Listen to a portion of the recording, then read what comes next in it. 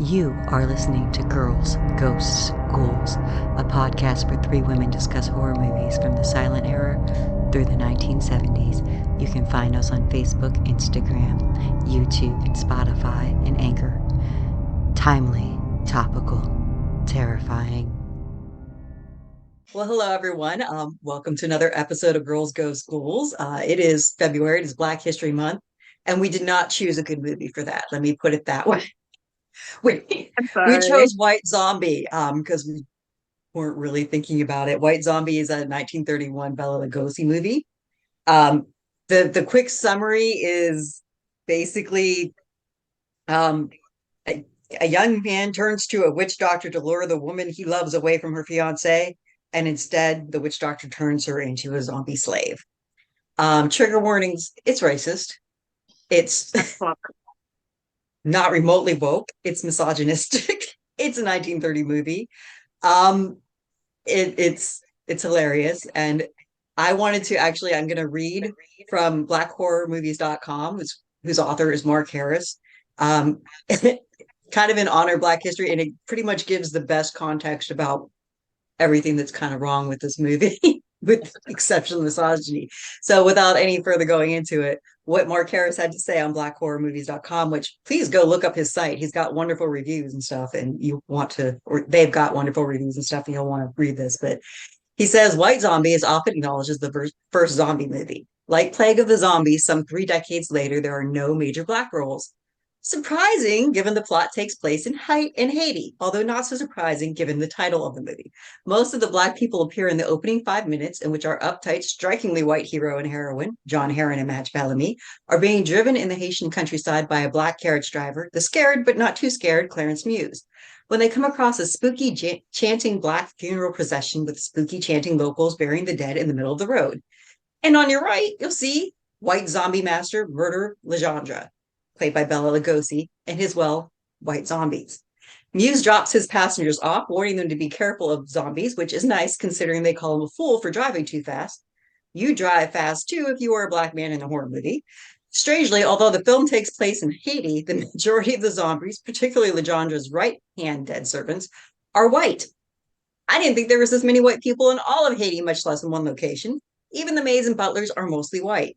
Later, superstitious old black villager Pierre, Dan Crimmins, warns of the danger of the land of the living dead. But even he, I suspect, is really a white guy in makeup. Yes, he actually is. Where's Jesse Jackson when you need him? So that's Mark Harris's take on the movie. I think it sums it up beautifully about what is totally wrong with all of it. I mean, but they do say white zombie in the title, and they weren't lying. Pretty much every zombie is white. I think there's maybe two in the sugar mill that are not. And one of them, of course, falls into the grinder. There's a scene when Madeline, played by Madge Bellamy, is dead and her pallbearers are black. And other than that, it's all white people in Haiti. So.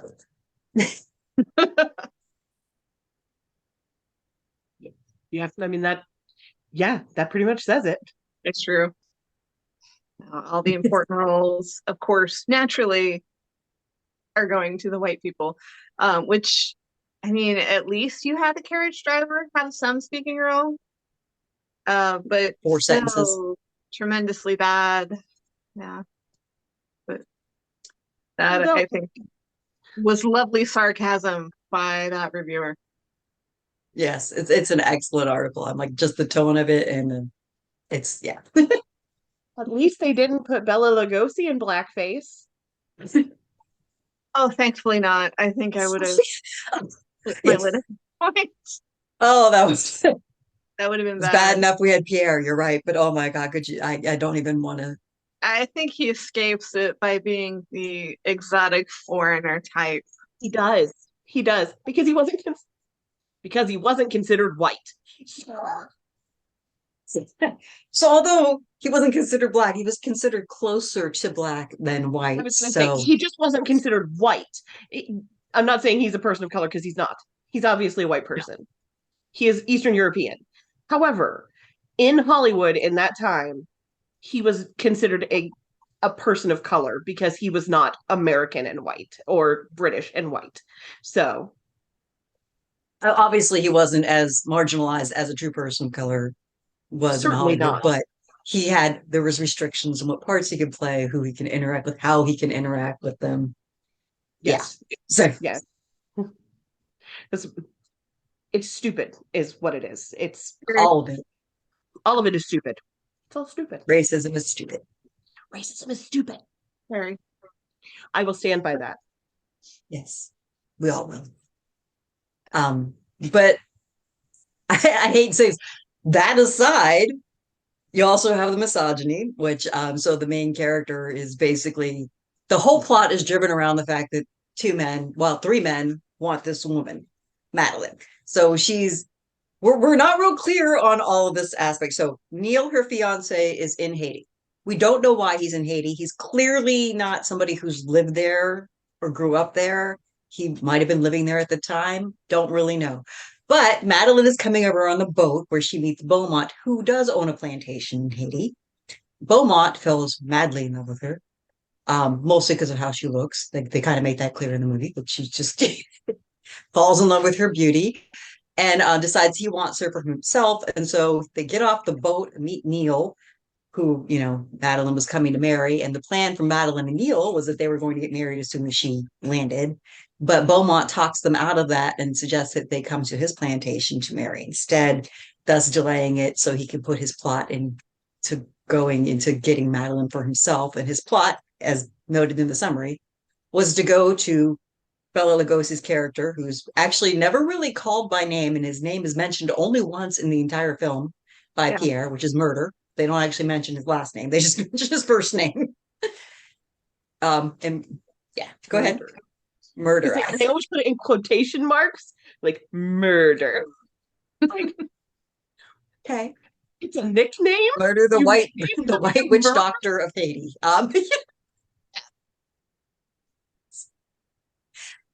Clearly a true follower of voodoo. Anyway, it's bad.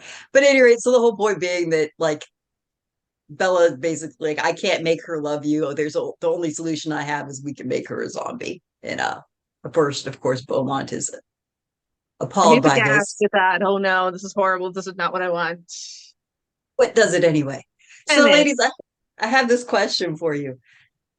I find it very unclear whether or not he ever gave her the poison because murder mentions you can put it in a flower or a glass of wine. He does give her a flower, but she doesn't react right away. She seems to react more after Murder has made the wax doll and wrapped her scarf in it and like burns it in the other lantern.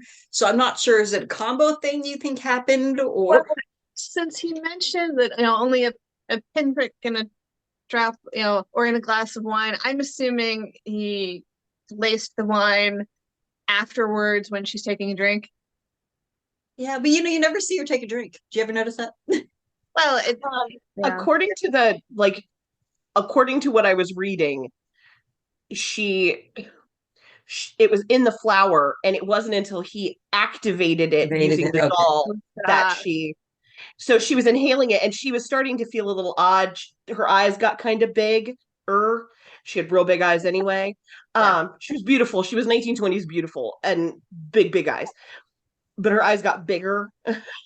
Like she was like, "Oh, I'm starting to feel the effects. Oh no!" And then she passed out. I had wondered if it was a combo or what was going on. Yes, it was supposed to be the combination, apparently, because I did have to look that up. Yeah, I think they did a good job of like setting up the danger because from the beginning you see like when the carriage stops and Mr. Murder comes over, and then the carriage goes and you see him. He's got her scarf, because he just kept a hand on it when they ran away. And anybody who knows anything is going to be like, oh, he's got a personal item. So you're like, okay. And then even later, the doctor is like, Beaumont isn't known for being a fairy godfather. So you're like, oh yeah, stuff is going to come up from this guy. You gotta love the doctor. The whole character of the doctor is just like, I believe he's supposed to be comic relief, but it often falls flat, in my opinion, with the whole thing with the match. But they run into him, at the plantation because that's who Beaumont has contacted to marry Madeline and Neil. And, the doctor asked them, like, well, how do you know Beaumont? Which is where he comes out that Madeline met him on the boat and then Neil met him when they got off the boat. And that he was not only did he offer to have them have the wedding at the plantation, but apparently he also offered Neil a job back in New York with his estate or something along those lines. The details escape me because it wasn't that interesting. But the doctor's like, so this man you just met is like having you marry at his estate and then giving you a job in New York, and maybe you should just leave right after you. Yeah, that seems kind of sketch. But ironically, later on, when he comes out with he thinks that, something else is going on with Madeline where she's not dead and perhaps her body has been taken over or whatever. He doesn't believe Beaumont had anything to do. It was clearly natives. Clearly natives. You mean to tell me she's in the hands of natives? Oh, better to be dead than in the hands of natives. Get racist as fuck. To what end? To what end would natives want her body? How would they even know she was there? And how would they know she was kind of alive? It couldn't have been the plantation over, Betsy. It had to be the natives.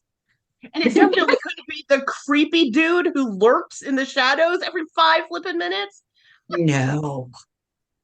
For the guy who, as he's walking her downstairs, and implication, them walking down the aisle, bad form to proposition the bride as you're walking her down the aisle. Bad form. So much of this movie, I was like, wow, they really said that. There were a lot of those times. And, we were talking about this, the misogyny of it. She's damseled almost immediately. Yes. Really doesn't even speak. She has no agency in this movie. You could replace her with a rock and it would end up. The actress is phenomenal, but the character is just this. She's a pretty thing. That is what she is.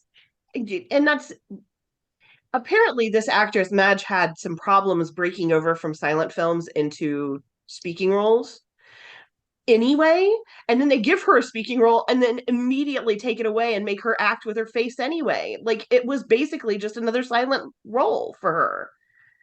Like, and it was common. There were plenty of the actresses and actors who couldn't quite switch over didn't manage to make the cut for whatever reason. Some, I imagine, it would be maybe their voice was actually grating, or what have you. But yeah, Betsy, I saw that too, and she even herself says, something along the lines of maybe I could have picked some better roles, because she had a tendency to go for like the light roles, romantic comedy, that kind of thing. Which romantic pretty figures. She's probably correct, but hindsight is 2020, and yeah. But I mean, full out though, for her skills as a silent actress were needed for this role because of what it was, and she nailed it. Like, you can see it. It was awesome. The change in her expressions when she went from normal to zombie. Even though the faint was super dramatic, it was lovely though the way she did it. I love though when she's dying, her husband Neil doesn't say my love or anything. It's my wife. Like, that was the important part. Not that this woman was dead, but it was his wife that was dead. And you want to talk about melodramatic though? John Halloran is Neil. The bar scene, and then the not drunken but the fevered end scene.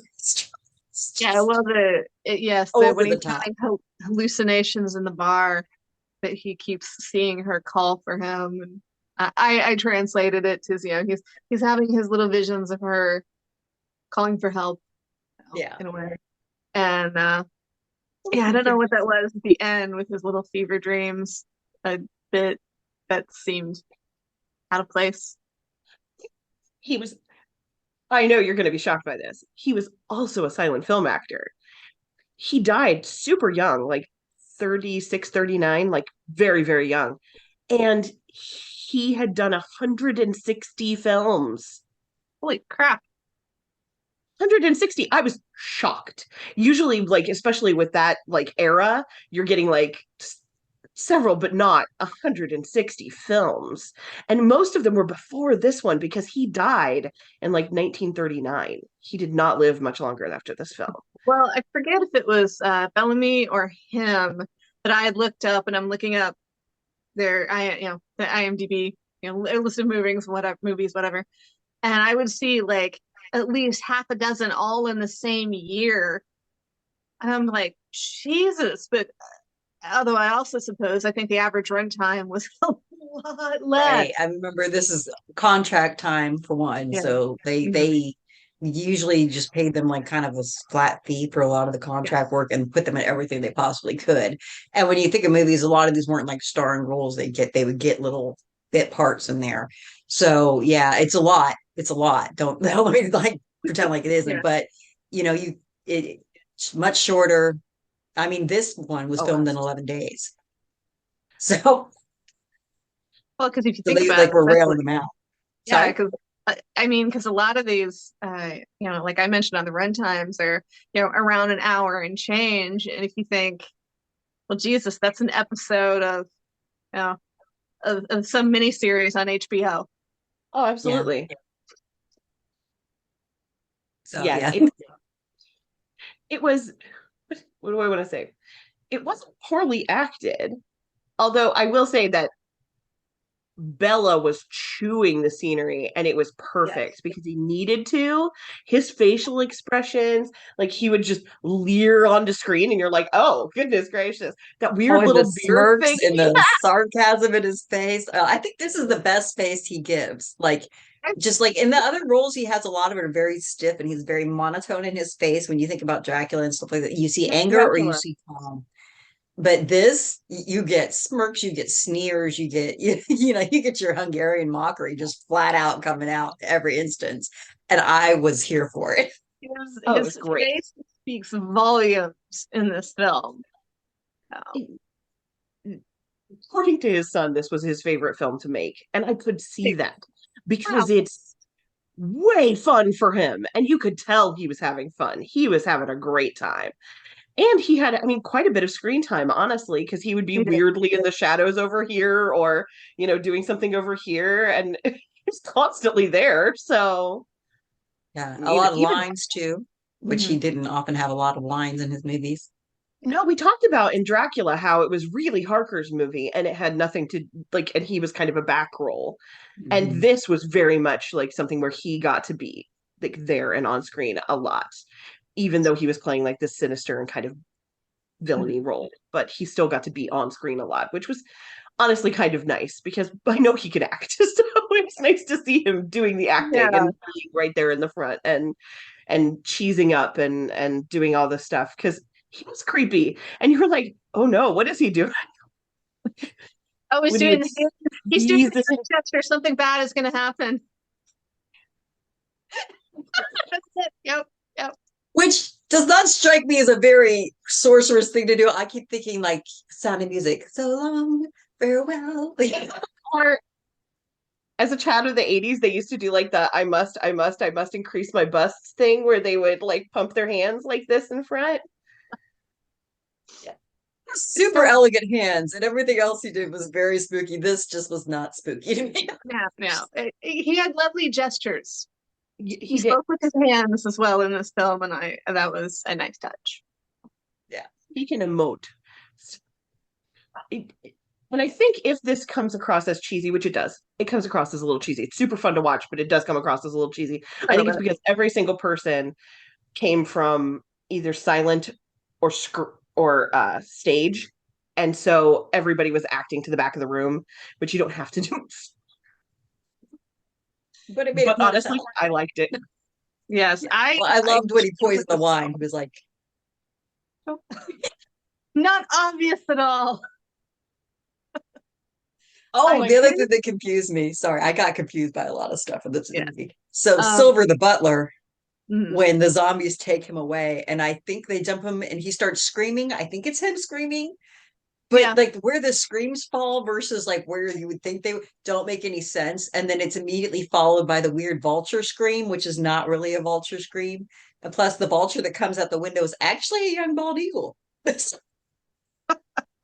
I don't know what the deal with the vulture was, It was very honestly. I think that part they could have done without, unless they were trying to use it as a look, he's obviously evil. He has this nasty bird as a companion. And obviously he controlled the bird because they had him do like this and then the bird would fly and stuff. So he was controlling the bird. Was the bird also a zombie? I assumed it was his familiar of some sort. I don't know. Yes, yeah. I think also the director was, and whatnot, was using it as an audible signal of evil. Evil is happening. Evil is happening right now. It's confusing. It took me out. One, because I love vultures, and I know the vultures don't make noise because they don't have any. They vomit all the time. They don't actually have any noise making anything. So if they do make a noise, it's like a guttural, like, ah. But they don't noise. So what they do. So then I'm like, please stop making it make noise. That noise especially. It was, yeah. I have to Another admit, one of the things I enjoyed about this film that I thought actually was a good aspect of horror, when Beaumont realizes that he is now slowly being turned into a zombie. He knows what's happening to him, and it's happening anyway, and he can do nothing about it. And I think that is legit freaky. I loved it. It was good, Yeah. and he acted it And well. he deserved it. Oh yes, God yes, did he deserve it? Yeah. So, like, cycling back to Beaumont and his plan, his master plan. So, his original plan with murder, what he wanted murder to do was somehow, I don't know, kidnap Madeline or something for a month or so. And then that, once she was away from Neil for a month, Beaumont was sure that she would fall in love with him. But of course, murder convinced him that would not work because he looked into her eyes and could tell that she was deeply in love with Neil. And so that was not going to cut it. Hence, the zombie plan goes into play. But then you have this scene afterwards, after they dig up is not quite right, remove her from the mausoleum because she was not actually buried. And she's at Murder's castle dressed in, I don't know, Civil War era garb suddenly for some strange reason. Yeah. And Yeah, I was she's like, what is that mid 1800s clothing doing in a night in what would be like early 30s film? What? it was weird. I like, was it supposed to be that just that's what Murder had laying around the house from another zombie he dug up? I don't know. But she's mindlessly, soullessly playing the piano, and Beaumont has a realization that she's now empty and soulless, and he isn't just in love with her beauty, it was beyond that. And now that there's just the beauty, he shouldn't have wanted it. But then he, as often still happens today, he makes it her fault. You know, if you had And then only he smiled ruined, upon me, and then he I would have ruined done this. remorse by that line. Yeah. Yeah, if you had not worn that dress, if you had been nice to him, if you hadn't insulted him, if you had smiled at him, all those reasons we get accused of shit that bad happens to us being because of what we did, not because of some asshole who poisoned you and turned you into a zombie. Should have I'm just sorry, smiled upon him. I'm sorry I was kind of nice to you on a boat once. My bad. Yep. Should have stayed in my stateroom. I mean, clearly she probably was also traveling unaccompanied, so that was probably also why it was her fucking fault. That's what you get. Or Yeah. That was also unlikely because she seemed upper class, so she would have had somebody with her. You would have thought, but there was nobody with her when she was with her fiance going to this weird. So, which also is unlikely as well because she was not yet married to her fiance. So there should have been a chaperone there, but At the very least, a lady's maid. So yeah. Somebody, very a weird. companion, paid companion. that's But, it. 11 days and low budget. So there you go. True. They Yeah, couldn't. slim They down simply roles. could not afford to pay any women. It was just the two maids that were at Beaumont's plantation. And they were some interesting characters too. I don't know. It's fascinating, but That scene was kind of interesting in that they were like, what is going on? And they're like, I don't know, just shut up and do your work. Yeah, yeah. I don't one know. seemed knowledgeable because she was like, I've never seen them have any memory before. So clearly she'd spent some time around zombies. This her night job. I don't know. But the other one was like, I don't want it. They're like, don't run. If you run, they're gonna. Yes, just pretend nothing is unusual and just do your job. Yeah, the one that has some knowledge has probably seen some shit. And the other one is maybe newer and doesn't understand. Which also was strange to me that Beaumont had brought his staff with him to, exhume the body and go over it murders. Hey, butler. Hey, ladies' maids. We're gonna get a corpse and go over here. And this. And nobody's gonna ask questions. Because if you say anything, I'm just gonna kill you. Okay. You need a job, you know what I mean? There's not too many places to work on the island as a live person. It's this or the sugar plantation as a zombie. I'll take this. Seems about do legit. The zombie's hair, become a zombie. I'll do the zombie's hair.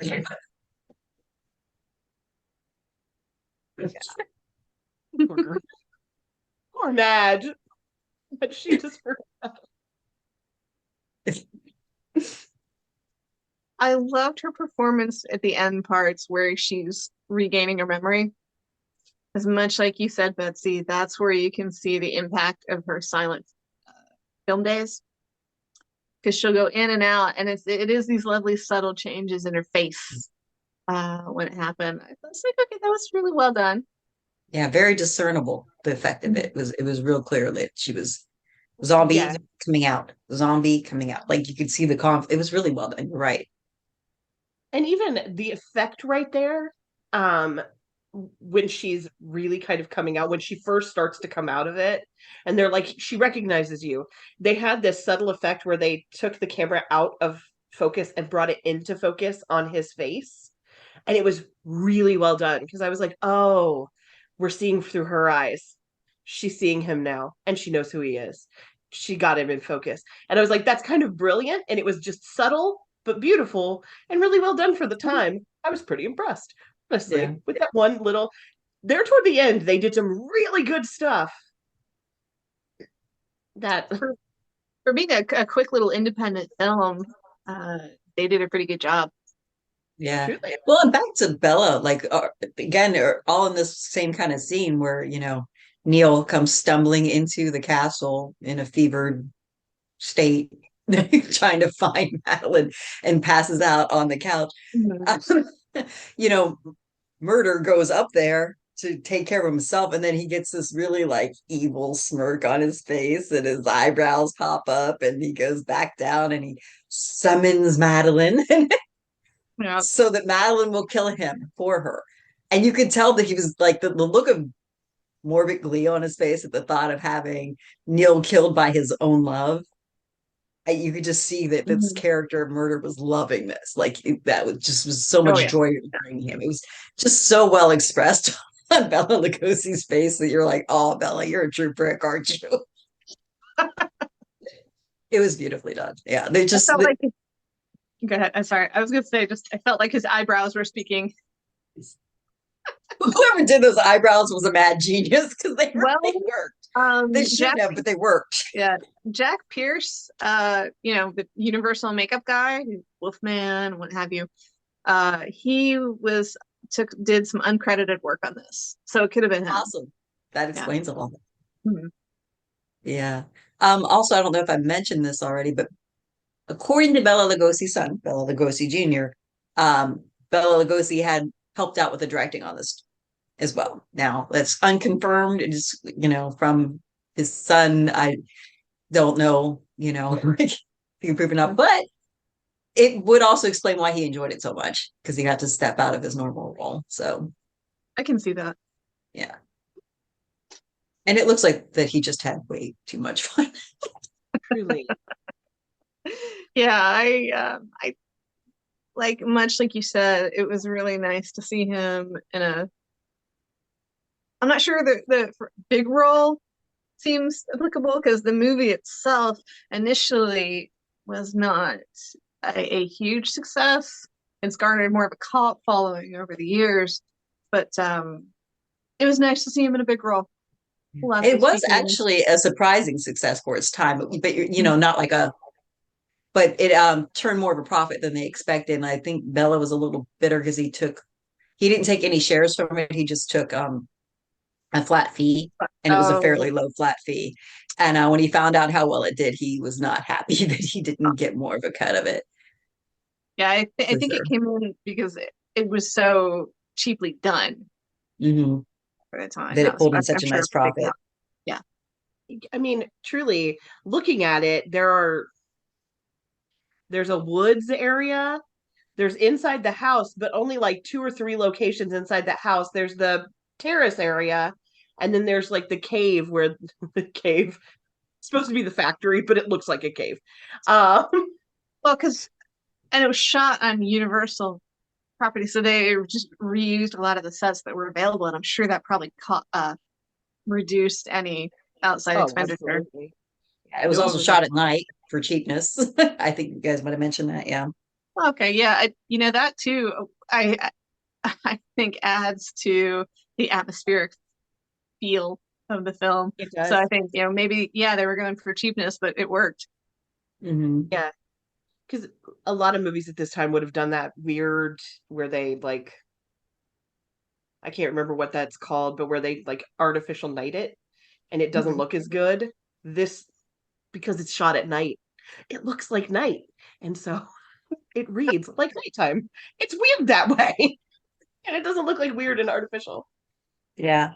So another interesting thing, the film was lost until it was rediscovered in the 1960s.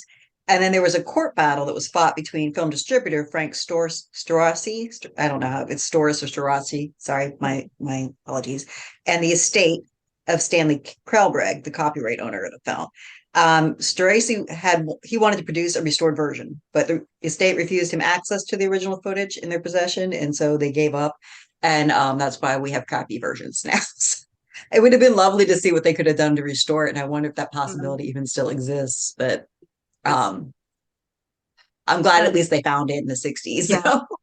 And part of that is the nature of it, since it was an independent film. I mean, the studio, of course, is going to archive their stuff, but is somebody who's not within that framework going to think to do the same thing? Not necessarily. And that's also part of the reasons why we're stuck with what we got. Yeah. Well, so those of you looking to watch it, which I highly recommend, despite its racism and misogyny, because it is in fact the first zombie film. It's the first time is that you have The Walking Dead referred to as a zombie, and it's great acting in it, even though it's very whitewashed, obviously. Yeah, big time. But it's streaming on a lot of platforms for free now. Awesome, Freevee, all that stuff, and you can get the original grainy black and white version. And right now on Prime, you have a horribly poorly colorized version. And I'm a fan of. I always suggest you watch as many versions of a thing as you can, because you get contrast and you get more context, and you can see other things that you might miss between one or another. So the colorized version makes it really clear how whitewashed the movie is.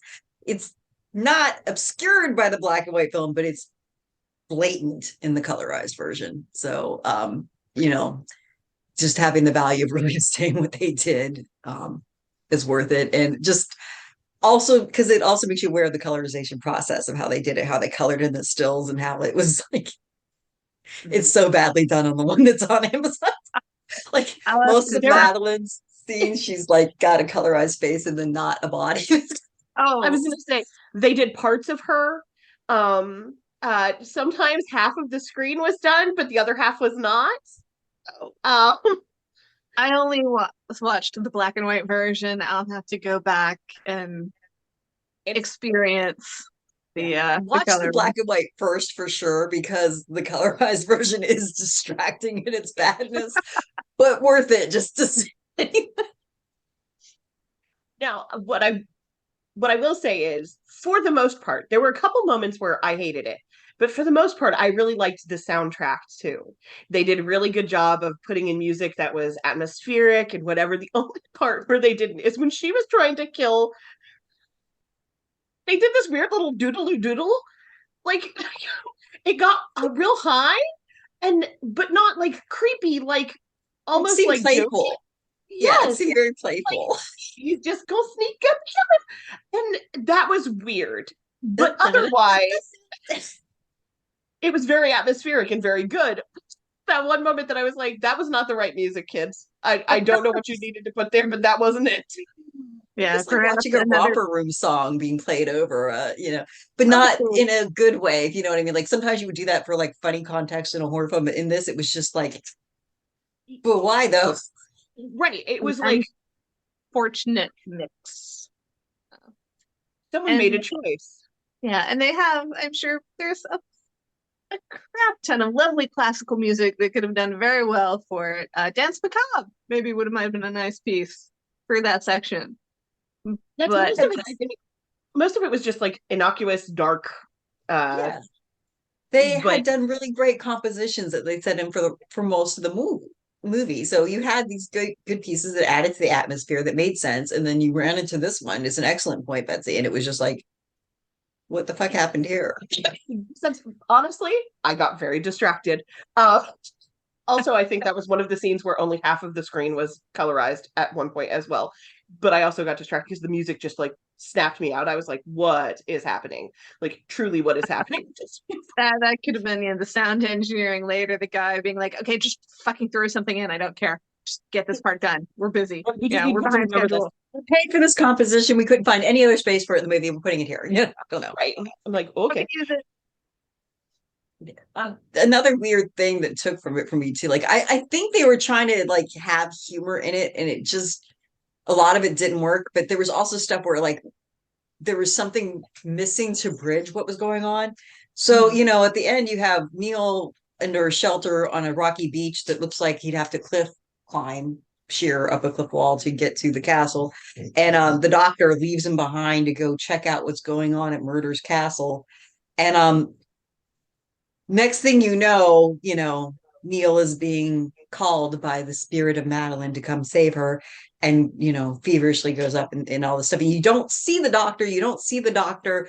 And then all of a sudden, when there's a struggle of Madeline where zombie fight, she goes to stab Neil, then recognizes Neil, then goes to stab Neil, and all of a sudden she goes back because Murder's got her now. He's got control, and she rears back to like really stab into Neil's throat. It looked like she was aiming for, and then a robed arm comes and grabs her hand, and she drops the knife and then runs to jump off a cliff at that point.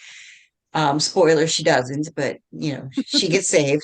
But but it turns out the random robed arm was the doctor who shows up again later to knock out Murder when he's trying to repossess Madeline. But like, where the fuck did he get the robe, and why was he like, why did it take him so long to show up? Like, what was is he just roaming around the castle like, oh, look, a robe? Yeah, maybe there's some deleted scenes that got cut, or who knows.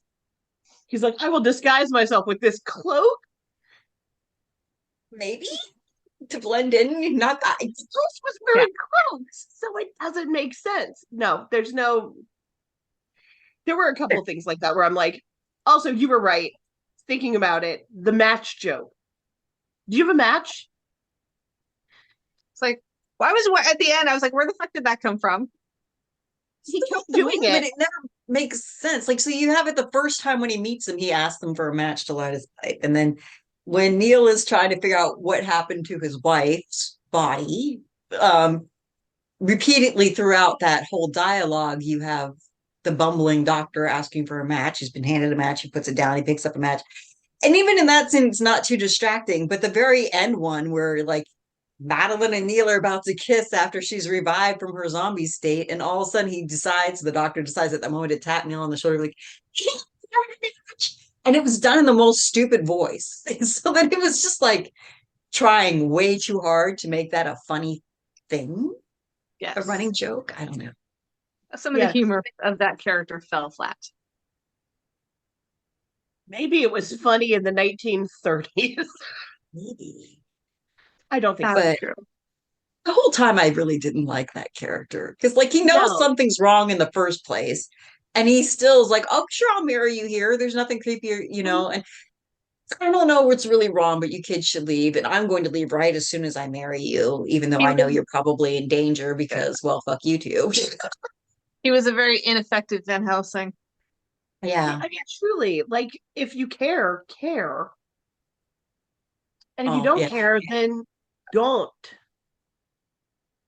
Well, and then like in the whole scene where he's like explaining the possibility of zombieism, where they're not actually, which interestingly was a little more accurate than you would expect, especially in the 1930s, where he's talking about, the dead not actually being the dead, but being in a drugged comatose state and being enslaved that way. Fairly accurate. That's pretty close.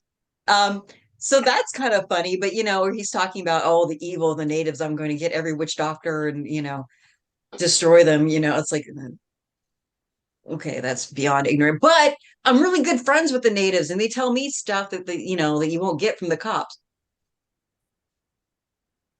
You can't be the colonizer and their buddy at the same time. Like Yeah. that. Yeah. It was cringy. So much is cringy about this movie, but that Right. was like beyond cringy and it was just yeah. And also can't be the creepy Beaumont who did the crimes, gotta be the natives. Again, I keep coming to that. Or better dead than with the natives. Uh, that Yeah. one was Neil. Yeah, that one was Neil. You're right. Very Yeah. true. But I mean, well, Beaumont was no better. No. And meanwhile, who's all the evil people? White people. Go figure. What's the problem? White people. I mean, Yeah. yeah. Yeah. Overall, I really enjoy the film. It is much like you said, one of my favorite ones for Bela Lugosi because I felt like it was You got a to little cut different. loose. Yeah, I felt like it was a little more free than some of the other films, a little bit more different. And it took away from the myth of him not being able to speak anything but broken English and Hungarian. They point out that his accent for the French that he speaks is flawless. Um, no one actually says whether or not he knew other languages, but dude grew up in Hungary. And then he went over to Germany. I am sure he probably almost everybody in that area, everybody in pretty much Europe speaks three languages at least. And in that area specifically, most of them spoke Hungarian, Slovak. If they were by the German border, they spoke German. If they were by the Czech border, they spoke Czech. If they were by the Romanian border, they spoke. Yeah, because you You pick know, up, the things as you're visiting, you pick up things. You have friends more that are more likely to speak it. There's more exposure to all the other languages, so he probably did. I'm sure. yeah, I'm sure he was a polyglot. It's the same story you hear nowadays where everybody like will look at somebody who speaks broken English, like you should learn to speak English, and the people already speak six other languages. Yeah. Like I can't understand people on the phone from India. That person from India speaks six dialects within their homes. Yeah. Right. Probably Spanish to boot. Probably But not. you talk about how you can't understand an accent. Go ahead. Sorry. White people. No. It's really we are the bane of the world. It's the truth. I'm sorry. That's all I got. I'm sorry. I'm not arguing. You're right. Yeah. Sometimes I just look at the world and go, white people, God damn it. Just stop. Stop. We fucked it Stop. up. Dear world, I'm Like people sorry. in organized religion. I'll say it. The combo of those two things. Well, we see that in this movie too. And that's, it is one of the things that, like, if you're going to take something away from this, you could take away that the doctor is, very much, he's a doctor, but he's a doctor of theology. He's there as a missionary is what you're getting. Is he's there as a missionary to convert the natives, if I were guessing, because he's there at a school, he's, doing these things. So there is that like underlying narrative there too, which again is why I was like, colonizer, you can't just be like, yeah, the natives love me, blah blah blah. And I'm like, no no no no no no They're no. tolerating you. That's the difference. Gross. So I don't know. I think that kind of wraps it up, ladies. Any Yeah. final thoughts? I just that I think this one is definitely worth watching. It's a nice hour and 7 minutes. You're not going to lose a lot out of your day. I watched it during my lunch break today just to catch back up. Like, I watched it after work. It's not a hard film to watch. It's a fun film to watch. There's enough going on. There were no periods where I was like, unlike The Abominable Snowman. Long periods. Yeah. I was not bored by this film. No, this was not boring. Sometimes the soundtrack is baffling, but Bela Lugosi, who I adore, and I love his Dracula. It's subdued. His Dracula is very like, he's a count. He's very like, but this is like, he's Von Count, and he's just having the most fun, and he's muppeting up in here, and he's got this thing on his chin, and he's got this little mustache, and his eyebrows are all over the place. It's fabulous. It's fabulous. Watch this for Bela Lugosi and stay for the 1920s dress the woman wears to her wedding. Holy crap, that wedding dress. Lovely dress. I want it. I know. I was like, I think it's a 30s dress though. It's bias cut, so but it's bias cut, but it's amazing. Not seen it. Gorgeous. And honestly, she's beautiful. Madge is a gorgeous actress. Whether she made the jump or not, she was a beautiful woman. And even the guys were pretty good looking for the time. Yeah. I'm used to them not being, and they were actually pretty good looking dudes for the time. I'm like, this is not a bad looking cast. It's entertaining. Yeah. Nobody was like, glug. So I'm pretty impressed, honestly. So yeah, watch it for the quirks, for sure. Watch it for the quirks. I mean, watch it for the face that Bela serves throughout. It's just it's so gorgeous. Like his expressions, his mockery, his sarcasm, that all just do that. Watch it for the wonderful like expressions on all the faces, all the very physical acting from all the actors. Watch it for the weird ass fucking white zombies because let me tell you, these are the inbred of the white Haitian zombie population. There's the executioner guy who looks like he comes off of 1930s pro wrestling with like a jacked up. It's found the most mutant white people possible to be the zombies. And the laugh you'll get for that is well worth it, in my opinion. Watch it to understand again what they did to Black Hollywood, what they did to Black actors, how they just in a movie set in Haiti, how they made it white. Like that alone should give you some idea of why the world is still pissed about how we treat each other. Okay. But also, like I said, not to take away from that, watch it for the weird ass fucking people. I don't think the other male actors are ugly, but they don't do it for me. Like if any of them I would jump into bed with, it would be Bela. He's the only one that really strikes me as the other two are like, oh, random white dude. And the guy who plays Beaumont just looks weird to me. I don't know. I thought the guy who played Beaumont wasn't too bad looking. He didn't do it for me. Neil doesn't really do it for me either for different reasons, but Beaumont just looks strange to me. I don't know if it's the way his hair curled up wrong. I don't know. But at any rate, not that we care who I would fuck or who I wouldn't, but it definitely wouldn't be. Clarence Muse, though, I thought was hot. The driver of the cab. Muse is beautiful. I was gonna say.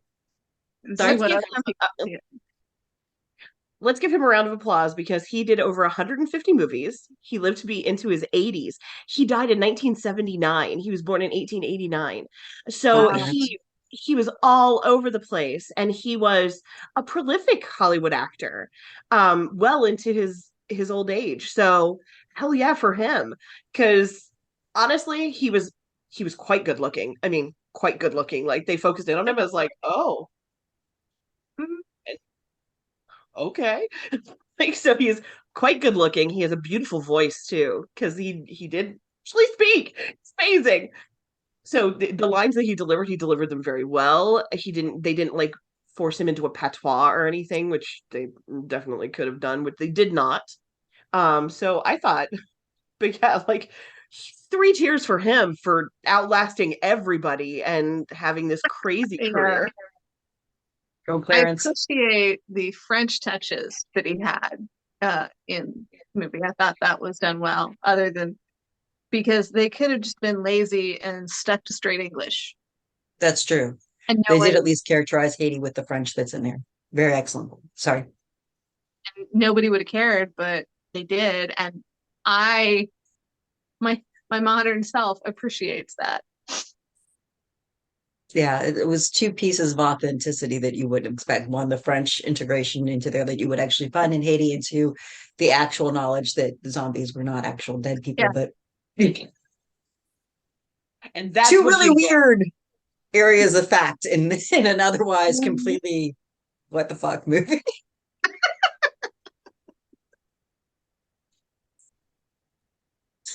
It was. I guess on I was that gonna say, note, it's free. Watch it. Watch both versions. Watch the black and white, and then watch the very distracting colorized version. Enjoy Bela Lugosi's face. Enjoy Clarence Muse's gorgeousness, and Madge Bellamy's just wonderful transformations between zombie, not zombie, zombie, not zombie, and the guy who plays the weird wrestling zombie. Just his whole demeanor. Just enjoy everything that. about him. Mhm. Yeah. And with that, I guess, ladies, good night. Good Thanks for night. watching us. Have a great time. Go watch the movie. Absolutely. Bye. You have been listening to the Girls Go Schools podcast. You can follow us on Facebook or Instagram at Girls Go Schools podcast, on Twitter at Girls Ghost Pod. Like and subscribe to our YouTube channel, Girls Go Schools podcast, and find our podcast on your favorite podcatcher.